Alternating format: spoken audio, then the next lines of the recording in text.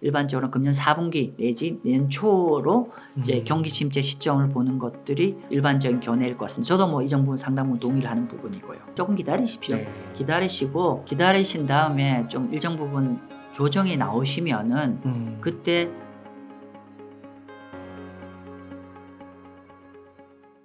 우리가 좀 돌아가서 지난 3월 달에 실리콘밸리 은행이 왜 터졌죠? 원인이 뭐 여러 가지 있겠지만은 가장 일반적으로 가장 많이 알고 계시는 이유가 뭐냐면은 중소은행들이 국채를 갖고 있는데 금리가 계속 들면서 평가손이 굉장히 많이 난 상황에서 뱅크런이 발생해서 줄 데는 없어서 문제가 된 거잖아요. 네. 그죠? 네. 자, 그러면 최근에 금리 많이 올라왔잖아요. 네. 그럼 평가손? 더 들겠죠. 예, 빙고.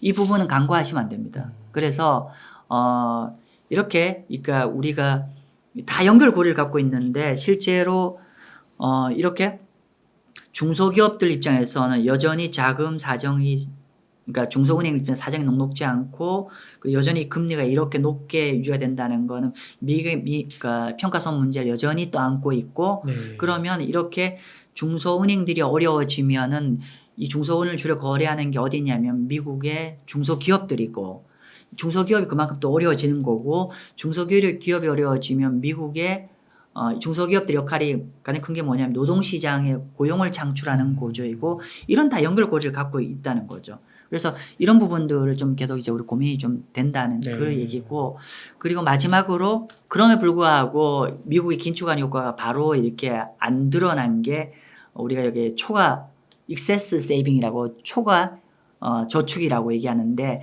이게 코로나 때 이렇게 급증을 한 거죠. 급증을 한 건데 이게 JP모건 자료에 의하면은 금년 10월 달 정도에 이 초과 저축이 드디어 이제 끝나가는 것 같아요. 그러니까 즉 아마 금년 4분기 정도에는 결국은 이 초과 저축 때문에 어떻게 좀 정리를 해보면 이런 거죠. 우리가 미국 경제의 4분의 3이 소비이고 컨섬션이고 결국 소비가 대출을 이렇게 조연돼 불구하고 아직 살아있는 거는 아직 개인들의 유동성이 있다는 얘기잖아요. 그 유동성 어디 나왔어? 세이빙 줬어. 그렇죠. 코로나 때 돈 받은 게 버퍼가 많아서 여전히 쓴 건데 그게 줄어든 거죠. 금년 한 4분기 정도에 줄어들 것 같다. 그래서 일반적으로 이제 요런 시점을 봐서 그러니까 타이트닝의 효과나 이런 것들을 봐서 아마 일반적으로 금년 4분기 내지 내년 초로 이제 경기 침체 시점을 보는 것들이 일반적인 견해일 것 같습니다. 저도 뭐 이 정부는 상당 부분 동의를 하는 부분이고요. 아, 그렇군요.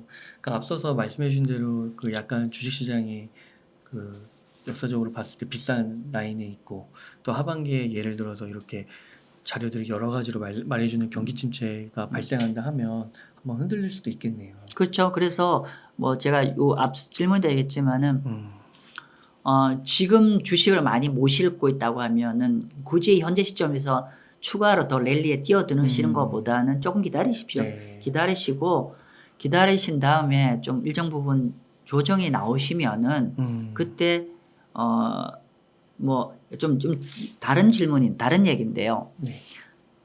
저는 한국과 미국은 좀 달리 보거든요. 그러니까 무슨 말이냐면은 미국 같은 경우는 여러 가지 사실은 버블이 별로 없어요. 그러니까 무슨 말이냐면은 미국 같은 경우는 지금 현재 리세션에 많이 들어간다고 하더라도 충격이 엄청나게 크진 않을 것 같아요. 네. 왜냐하면은 미국은 머니터리 팔러시 그러니까 통화 정책에 의한 침체이기 때문에 브레이크를 과하게 잡았기 때문에 다시 브레이크 풀기 시작하면 다시 살아날 거거든요. 그런 상황이기 때문에 미국은 만약에 이제 통화 정책 효과가 만약 금년 하반기 어느 시점에 발생이 하면은 그때 좀 기다렸다가 그때 주식을 야금야금 늘려주셔도 늦지 않지 않을까 싶습니다. 예. 뭐 한국은 왜 다르게 보세요? 주식시장하고 좀 달리 얘기할 수 있는데 왜냐하면 이게 한국은 제가 좀 이따 말씀드리겠지만은 하방 리스크 변수들이 좀 많이 존재를 한다는 거죠. 그러니까 단순하게 얘기하면 한국과 미국이 주식이 좀 비슷하잖아요. 그러니까 테크 위주로 한국과 미국이 있기 때문에 한국의 어떤 별다른 변수가 발생하지 않는 미국 방향으로 흘러가게 갈 텐데 문제는 한국만이 갖고 있는 고유한 변수들이 좀 많이 있어서 혹여나 그 변수가 터지면 미국은 좀 날아갈 여지가 있다. 그 말씀 좀 드리는 거고 뭐 이런 거죠. 미국은 레버리지가 크지 않아요. 아. 그러니까 미국 같은 경우는 자산이 가격이 올라가면서 이제 지난 10여 년간 기업과 개인들이 부채를 줄이면서 자산 가격이 올라갔는데 한국은 우리가 부동산 불패였잖아요. 아. 여러 가지 때문에 금리가 올라서 그러니까 자산 가격이 올라가면서 지난 10년 동안에 부채를 일으켜서 가격이 올라간 거기 때문에 혹시나 어떤 트리거가 되면 생각보다 많이 깨질 여지, 그러니까 경제 펀더멘털이 많이 깨질 다운사이드를 리스크를 안고 있다. 그러니까 네. 달리 간다는 게 아니라 한국만의 고유한 리스크. 미국은 이 리스크 없어요. 네. 근데 한국은 다운사이드 이런 리스크를 또 안고 있기 때문에 이 부분은 우리가 염두에 두고 게임을 하시면 좋을 것 같다. 그 말씀 드리고 싶습니다. 아, 네. 그러면은 대표님 마지막으로 네. 이런 상황 속에서의 투자 전략 한번 여쭙고 싶습니다. 채권. 네. 네, 채권 전략이죠. 제가 네. 뭐 주식은 워낙 전문가들이 많으시니까 채권 쪽 말씀 좀 드릴게요. 제가 이제 채권 관련해서는 크게 한 세 나라를 지금 커버를 하고 있어요. 주로 한국 국채, 미국 국채, 브라질 국채예요.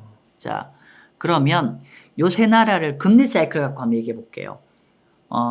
미국은 한두 번 아직 금리를 올려야 되는 게 남아 있고, 반면 한국은 저는 동결일 것 같아요. 당분간 이미 더 이상 못 올릴 것 같고요. 네. 브라질은 가장 빨라요.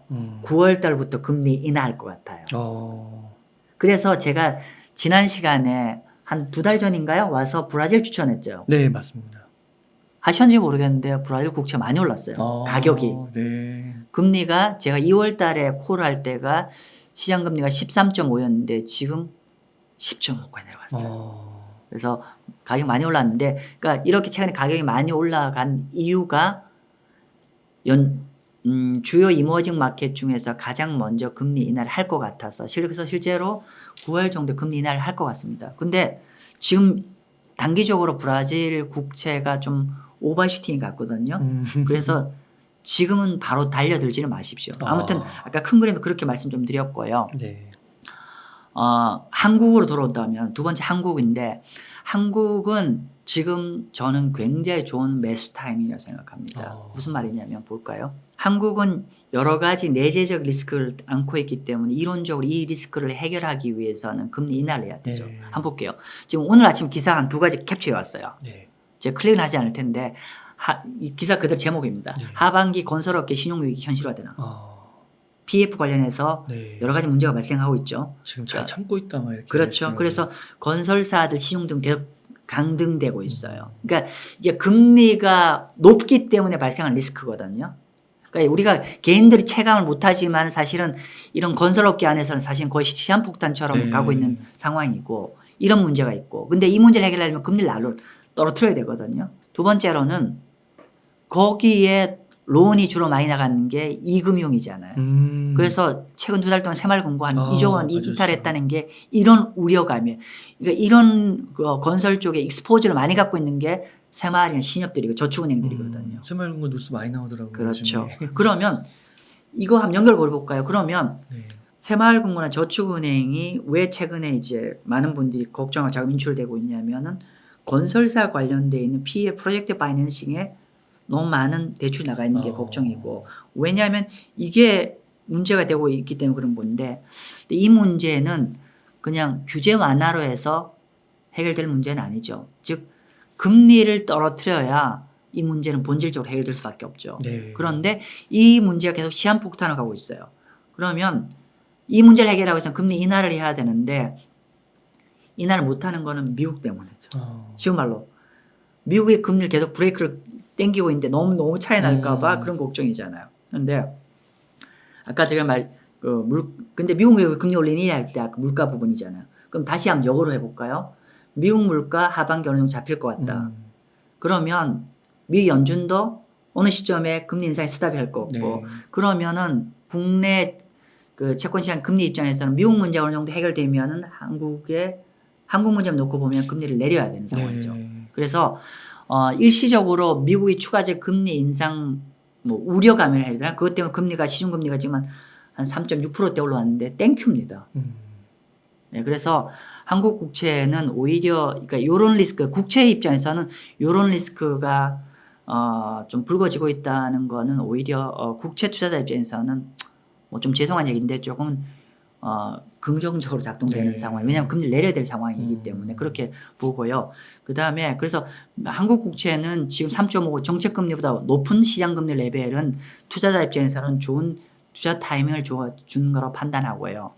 그 다음에 미국 국채 얘기할게요. 미국 국채는 제가 많은 분들이 장기 국채만 쳐다보고 계시는데 단기 국채도 좀 투자하기를 권합니다. 네. 무슨 말이냐? 여기가 한국 국채 금리 수준이에요. 여기가 짧은 거 20년, 30년. 그럼 한국은 이렇게 좀 약간 평탄 우상향이잖아요. 미국은 완벽한 역전이에요. 네. 그래서 장기 금리로 얘기하면 한국이나 미국에 별 차이 없어요. 별 차이 없는데 단기 금리는 미국이 지금 5% 중반이 넘어요.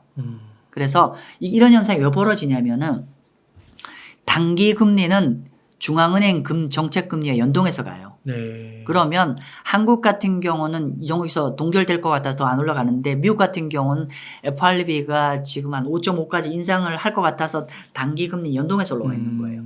장기 금리는 시장 앞으로 경제 전망에 연동돼 있는 거고 그래서 어쨌건 간에 연준이 이제 거의 정책 금리가 이제 한두 번 정도 인상돼 있기 때문에 결국 좋은 채권 타임 좋은 거는 뭐냐면 앞으로 금리가 일단 첫 번째는 얼만큼 우리가 캐리 이자 수익이 나오니 두 번째 앞으로 얼만큼 금리 내려갈 수 있니 이 두 가지를 보셔야 되는데 미국 단기 채권 같은 경우는 이렇게 절대 캐리도 한 5% 이상 되고 앞으로 금리가 내려가는 수 있는 룸도 많다라고 보는 것 같아요.